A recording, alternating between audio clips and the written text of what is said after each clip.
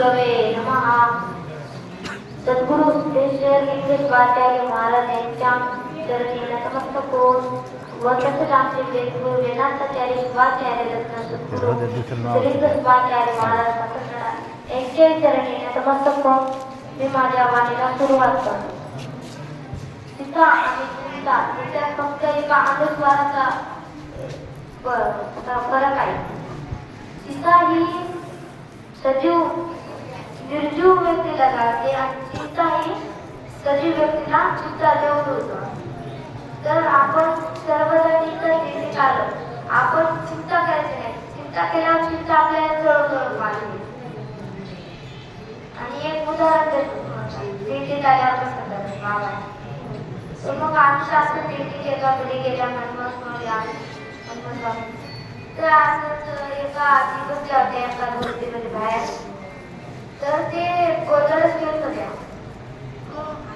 आम्ही गेल्या माऊली काय करायला गेल्या म्हणजे आम्ही इथं गोंधळच करायला आम्ही म्हणले आम्हाला घरात येते माऊली घराला थोडं जाऊन येतो पारायण करून येतो.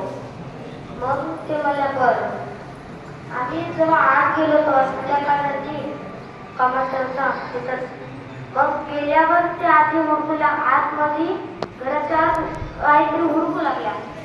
आम्ही आजीला का म्हणलं आजी तुम्ही का हुडकाले आतमध्ये.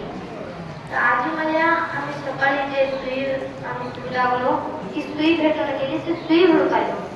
आजी तुम्ही जर बाहेर बसल्या होत्या सुई दोरा तुम्ही मनात थोडं काय. मग आपल्याला याचं पण कळतं की आपण असंच करतो की आपण आपल्या गळ्यात दिसणे पासून आपण मंदिरात जातो मग आपल्या मनमत माऊली म्हणतात की आपल्या गळ्यातच एवढं मोठं इष्टलिंग आहे तुम्ही दुसऱ्या देवाच्या पाया कसं पडता. आणि इष्टलिंग आपल्याला तसं म्हणा नाही महाराज तर आम्हाला जाऊ दे नका मंदिरात जा. माझं म्हणण्याचा अर्थ तुम्ही एक तांब्या नाही 2 तांबे घाला देवाला पाणी मारता आधी इष्टलिंगावर घाला 1 तांब्या मग बाहेरच्या देवाला. संत श्लोक सद्गुरु सिद्धेश्वर लिंगेश्वराचार्य महाराज की जय.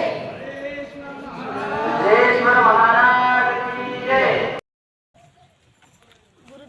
गुरुध्याई गुरु परते सार नाही. गुरु सेवेचा संकल्प तेच माझे पूर्णतप. मनमत माऊली आपल्याला सांगतात की आपल्या अभंगातून गुरुची सेवा करा गुरुचं ध्यान करा. गुरुची सेवा केल्यावर आपल्याला मेवा भेटणार आहे.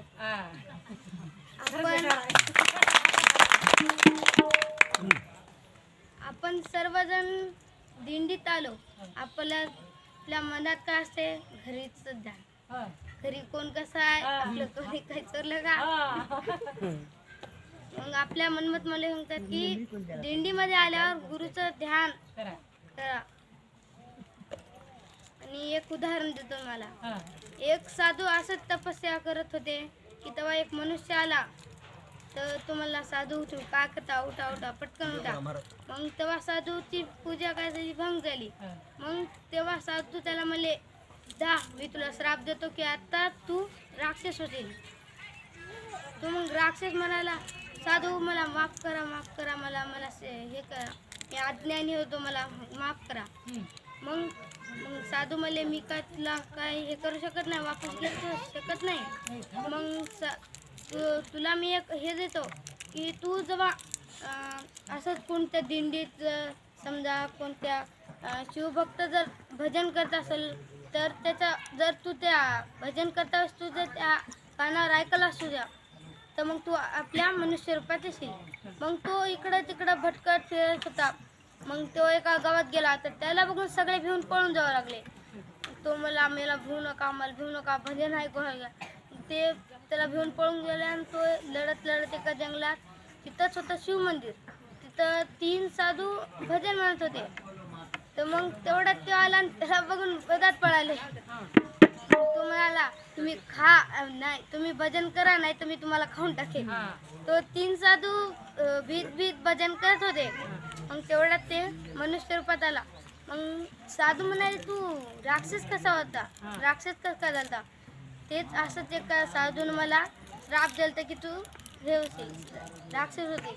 आणि जेव्हा मी कोणत्या शिवभक्ताच्या मनातून भजन तोंडातून भजन ऐकेल तेव्हा मी असली मनुष्य रूपात येईल. त्यात तर आपल्याला ह्या याच्यातून मिळते की आपण राक्षस तर मनुष्य रूपात येऊ शकतो भजन करून, तर आपण तर मनुष्यच आहोत, आपण भजन करू. स्वामी महाराज की जय. एवढं बोलून मी माझ्या वाणीला थांबवतो. ईश्वर महाराज की जय. शिवाचार्य महाराज की जय. महादेव महादेव.